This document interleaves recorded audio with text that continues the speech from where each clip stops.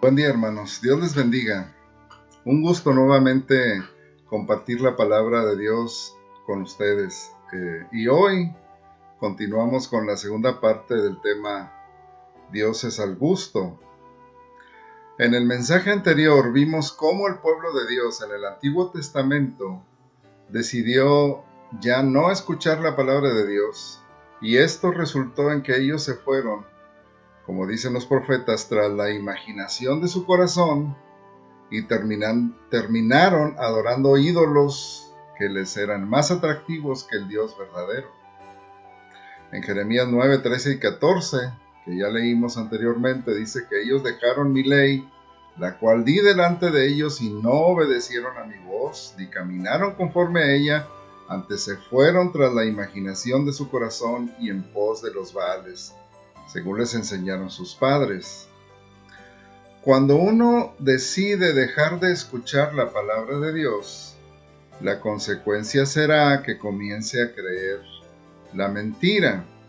En estos textos vemos que primero ellos dejaron la ley y después entonces se fueron tras la imaginación de su corazón.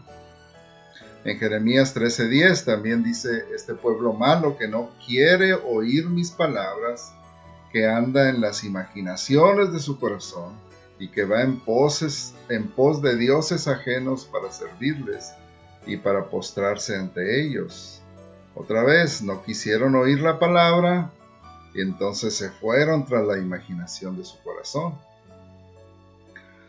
Algo similar le advirtió el apóstol Pablo a Timoteo que sucedería cuando las personas decidieran apartar de la verdad el oído.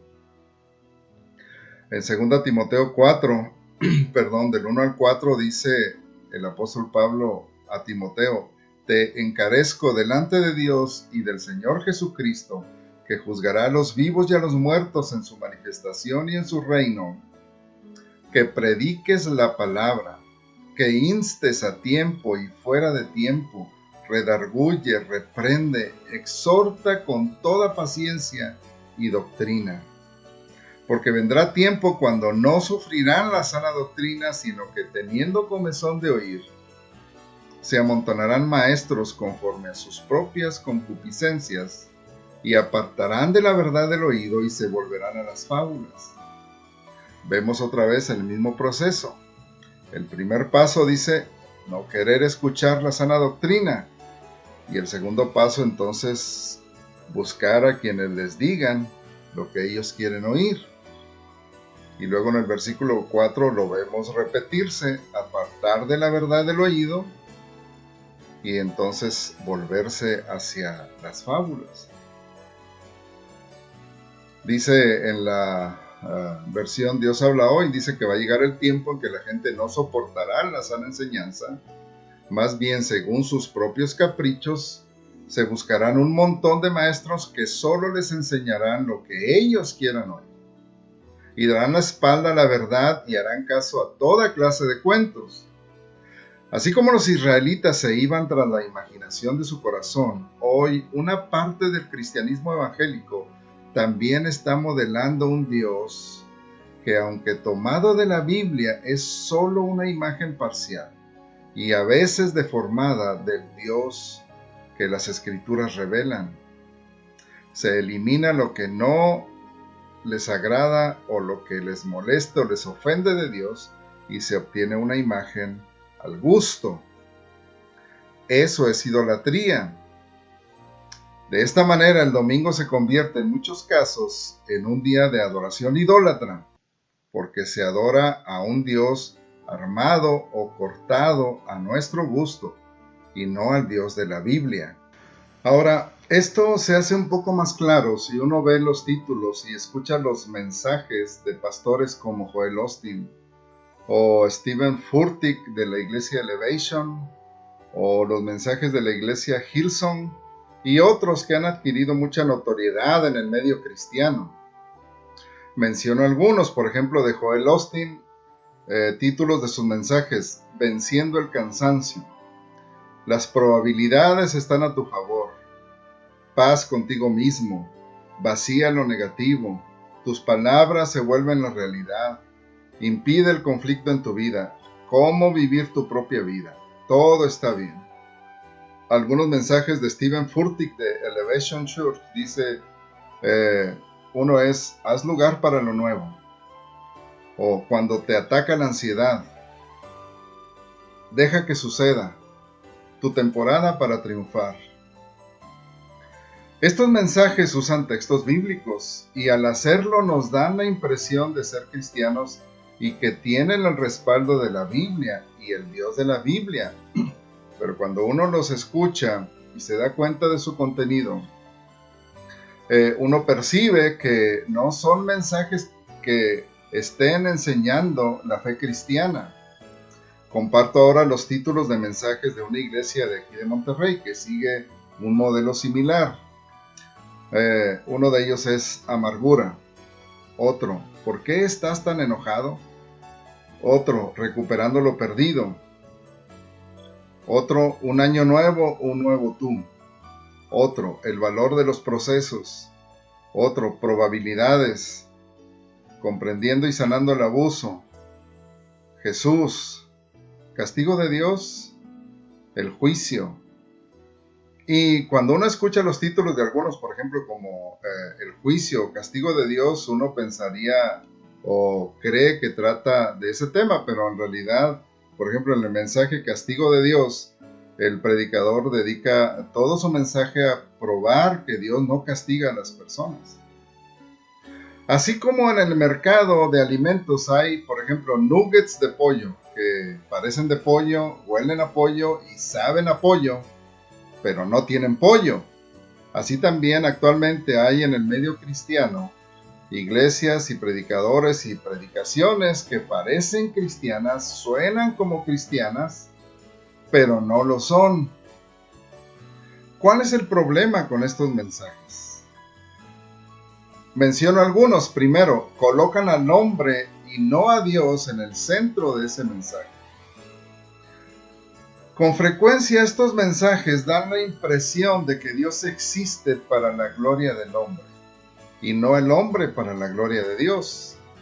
En Isaías 43:7 dice la Biblia, todos los llamados de mi nombre para gloria mía los he creado, los formé y los hice. Pero en este tipo de mensajes Dios parece ser solamente un aliado del hombre para darle una vida mejor, para solucionarle sus problemas, para hacerlo más feliz. Y se usa la Biblia para repetir este tipo de conceptos. Por ejemplo, Joel Osteen con frecuencia repite la frase, Jesús vino para darnos una vida abundante. Y es una frase tomada de la Biblia. El asunto es que él se refiere a esto, o con esto se refiere a la abundancia material. La vida abundante para él es la abundancia material, o la abundancia que uno puede tener aquí en esta tierra. En segundo lugar, este tipo de mensajes son más bien deístas que cristianos, porque presentan una imagen parcial de Dios. Enfatizan solamente aquellos atributos de Dios que le agradan al hombre, que no lo ofenden, como el poder de Dios, la bondad de Dios, el perdón, el amor de Dios, la paciencia de Dios, la misericordia de Dios. Pero se evita tocar otros temas como el juicio de Dios, el infierno, la disciplina de Dios, el castigo de Dios.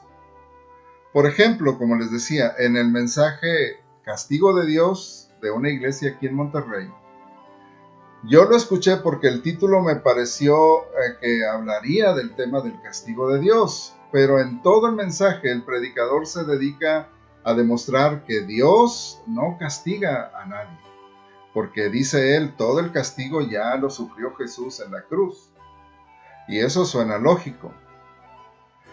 Sin embargo, la Biblia dice en Apocalipsis 3, el Señor Jesucristo dice, yo reprendo y castigo a todos los que amo, sé pues celoso y arrepiéntete.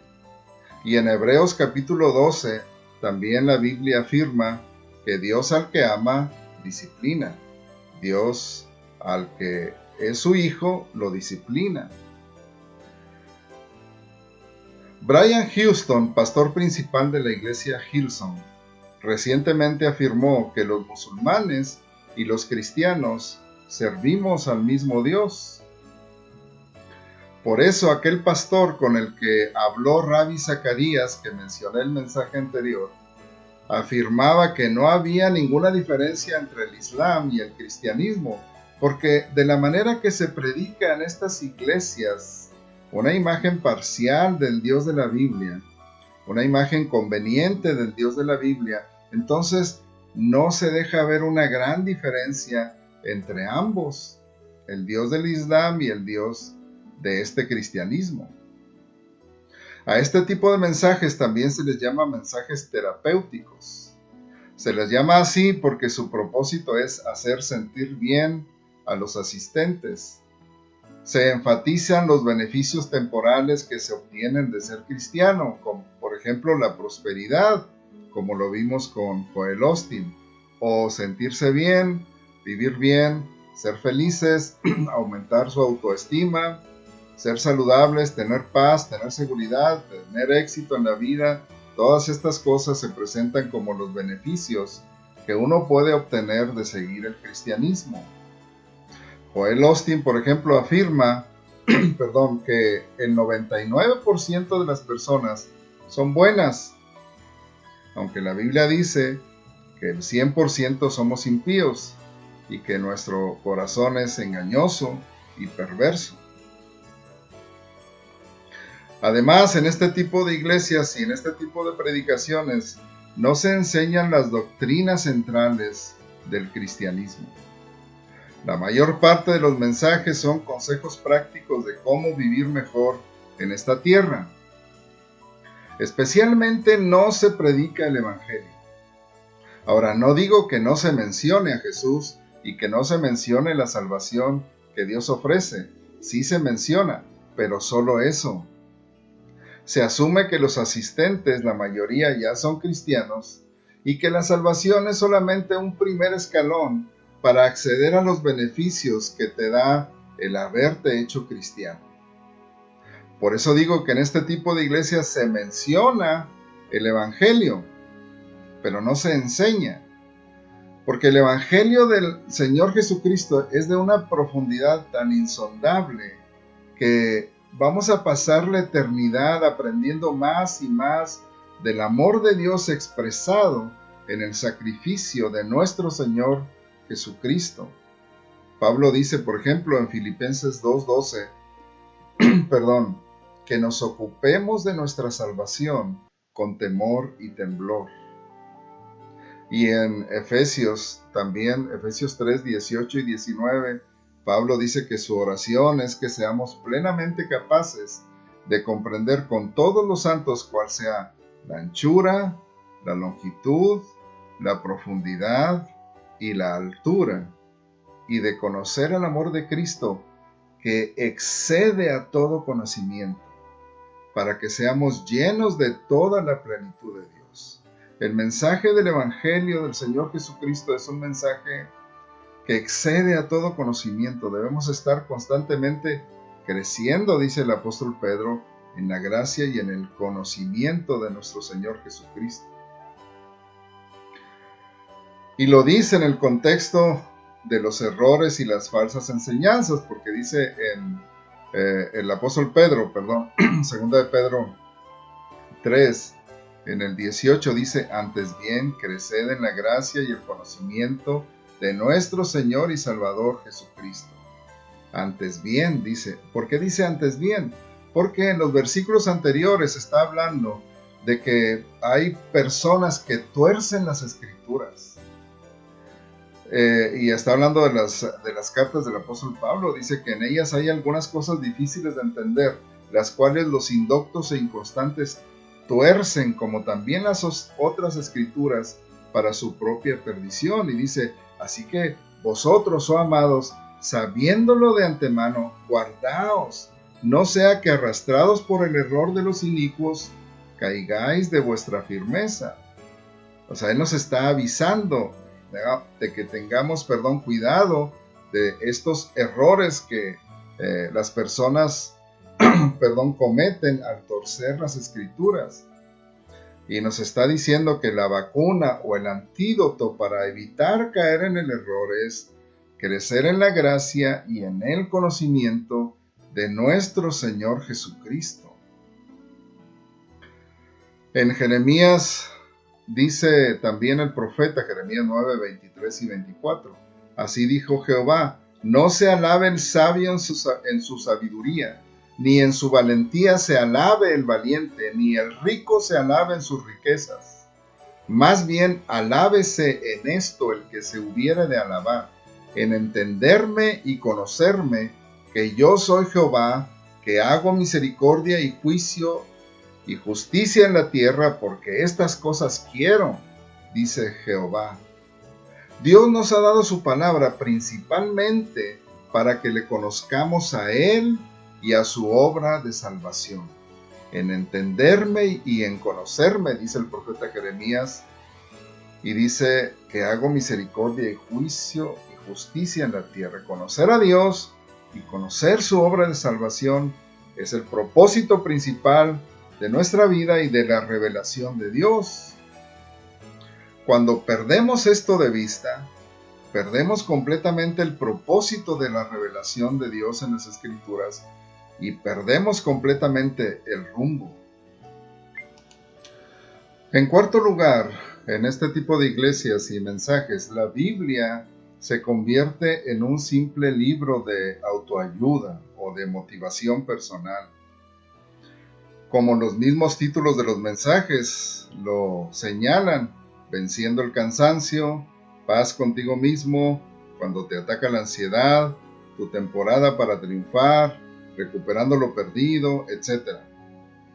Uno puede buscar en Google y encontrar los mismos temas y consejos en los mensajes de conferencistas motivacionales como el Dr. César Lozano, como Daniel Javif o Marta de Baile.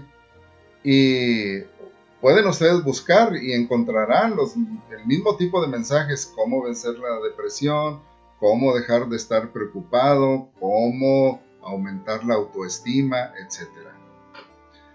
Ahora, entonces, ¿no podemos tomar de la Biblia estos consejos para la vida? Claro que sí, desde luego, la Biblia tiene muchos buenos consejos para la vida que además son consejos divinos. El problema es cuando limitamos el mensaje de la Biblia solo a dar buenos consejos, porque la Biblia es la revelación del Dios Todopoderoso y su mensaje es el central, que es el plan de Dios en Cristo para salvarnos de la condenación causada por nuestro pecado.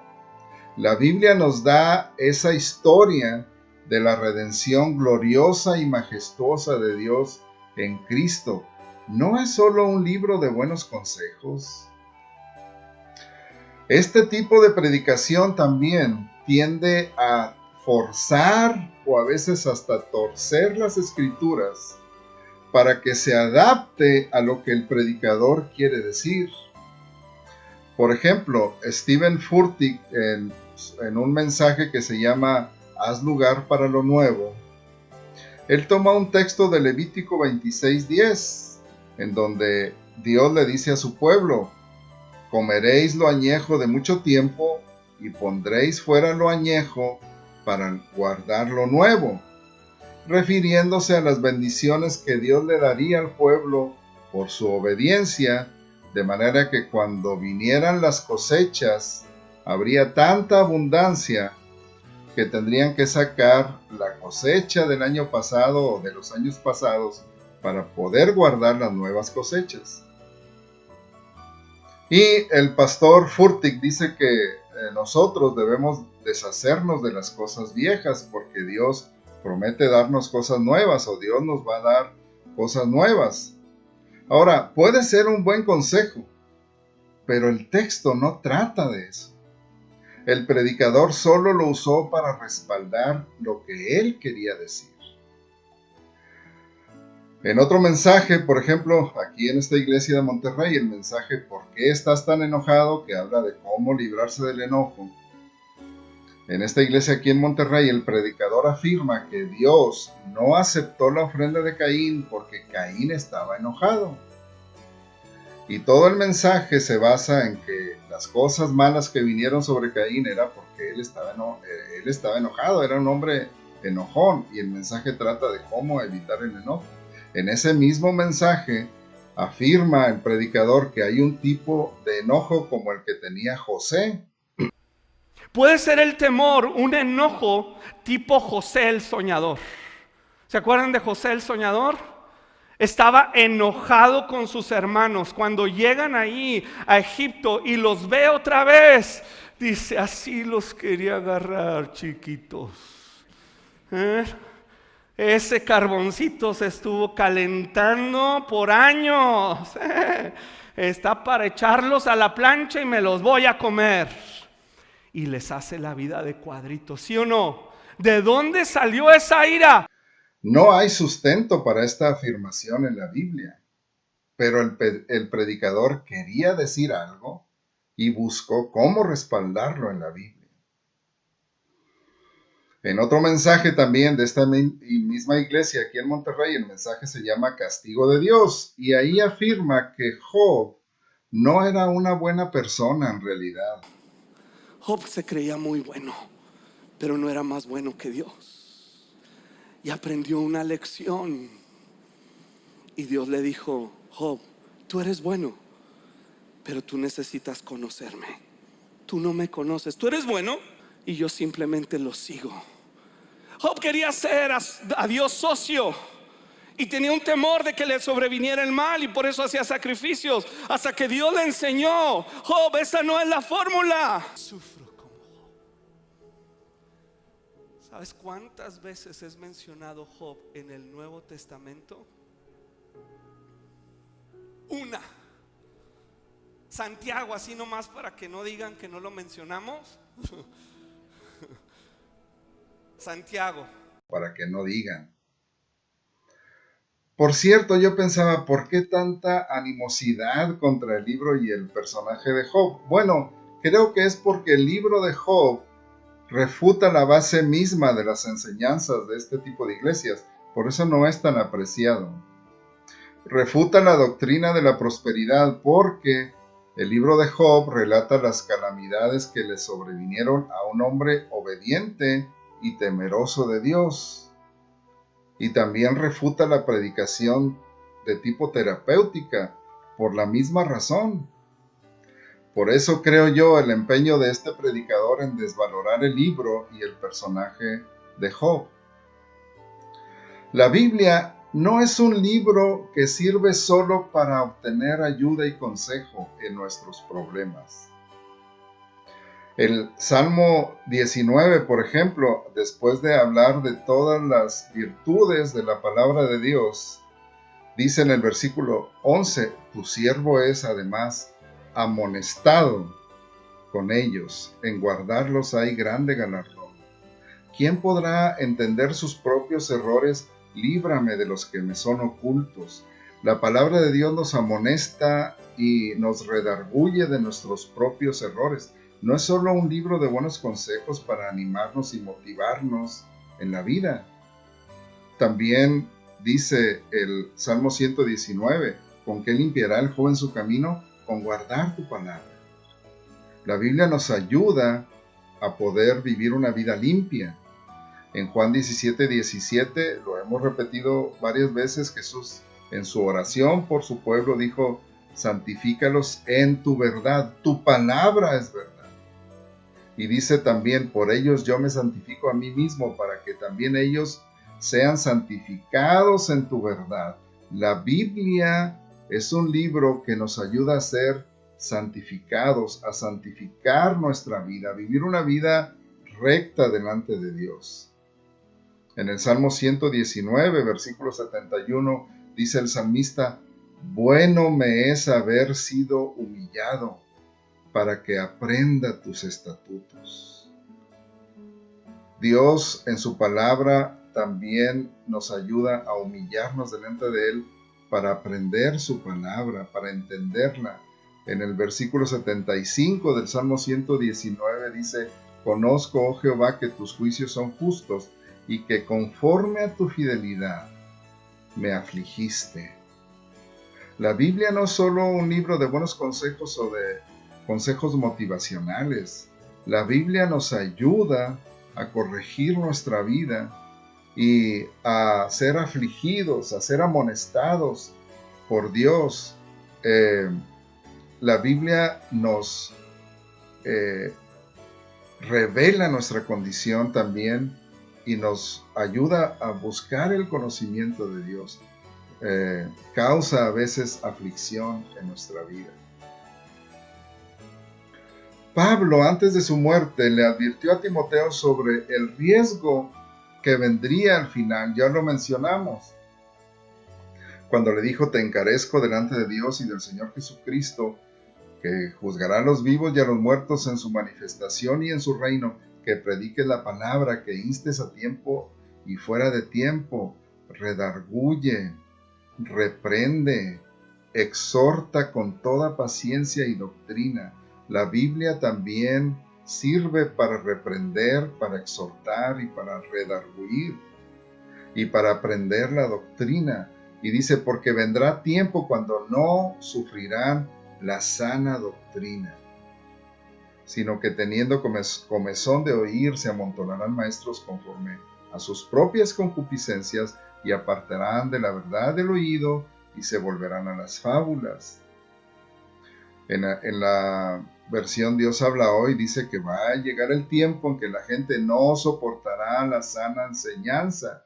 Más bien, según sus propios caprichos, se buscarán un montón de maestros que solo les enseñan lo que ellos quieran oír, darán la espalda a la verdad y harán caso a toda clase de cuentos.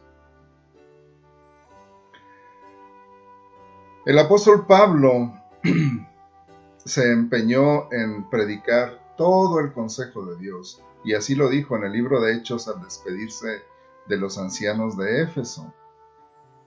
En Hechos 20:27 les dice: porque no he rehuido de anunciaros todo el consejo de Dios. Y les advierte: por tanto, mirad por vosotros y por todo el rebaño en que el Espíritu Santo os ha puesto por obispos, para apacentar la iglesia del Señor, la cual Él ganó por su propia sangre. Porque yo sé que después de mi partida entrarán en medio de vosotros lobos rapaces que no perdonarán al rebaño, y de vosotros mismos se levantarán hombres que hablen cosas perversas para arrastrar tras sí a los discípulos. Por tanto, velad, acordándoos que por 3 años, de noche y de día, no he cesado de amonestar con lágrimas a cada uno. Y ahora, hermanos, os encomiendo a Dios y a la palabra de su gracia, que tiene poder para sobreedificaros y daros herencia con todos los santificados. Predicar todo el consejo de Dios, dice el apóstol Pablo. Recordamos aquella ocasión cuando el apóstol Pablo llegó a la ciudad de Berea, y cuando él predicó en la sinagoga, dice que las personas en Berea eran mucho más nobles que en las otras ciudades. Y dice: porque ellos se pusieron a escudriñar las escrituras para ver si lo que Pablo les decía era la verdad. Eso es lo que nosotros necesitamos aprender también a hacer. No recibir cualquier enseñanza solo porque tenga la etiqueta de ser cristiana. Y Pablo le dice a Timoteo, 2 Timoteo 2:15, procura con diligencia presentarte a Dios aprobado como obrero que no tiene de qué avergonzarse, que usa bien la palabra de verdad. En la Nueva Versión Internacional dice que interpreta rectamente la palabra de verdad. En la versión antigua, la Reina Valera antigua, dice que un obrero aprobado que traza bien la palabra de verdad. Es decir, debemos ver qué es lo que la Biblia dice, qué es lo que toda la Biblia dice, trazar bien la palabra de verdad, interpretarla rectamente. No solamente tomar de ella alguna excusa para decir lo que nosotros queremos decir. Dios ciertamente es un Dios bueno, es un Dios misericordioso, es un Dios perdonador, pero también es un Dios, dice en Éxodo, y lo leo cuando Él se reveló, o cuando Moisés le pidió que le mostrara su gloria, dice que el Señor descendió en la nube y se puso junto a Moisés, luego le dio a conocer su nombre, pasando delante de él clamó, el Señor, Dios clemente y compasivo, lento para la ira y grande en amor y fidelidad, que mantiene su amor hasta 1000 generaciones después y que perdona la iniquidad, la rebelión y el pecado, pero que no deja sin castigo al culpable, sino que castiga la maldad. Esa es una visión equilibrada de Dios. A nosotros nos gustaría que solo terminara en la parte que dice que Él perdona la iniquidad, la rebelión y el pecado. Pero la Biblia afirma que Dios también es un Dios que no deja sin castigo al culpable, sino que castiga la maldad. En Apocalipsis 3:19, ya lo mencionamos, dice la Biblia, el Señor Jesucristo dirigiéndose a la iglesia, yo reprendo y castigo a todos los que amo. Sé pues celoso y arrepiéntete. El apóstol Pablo le dijo a Timoteo en 2 Timoteo 3:15, que desde la niñez has sabido las sagradas escrituras, las cuales te pueden hacer sabio para la salvación por la fe que es en Cristo Jesús.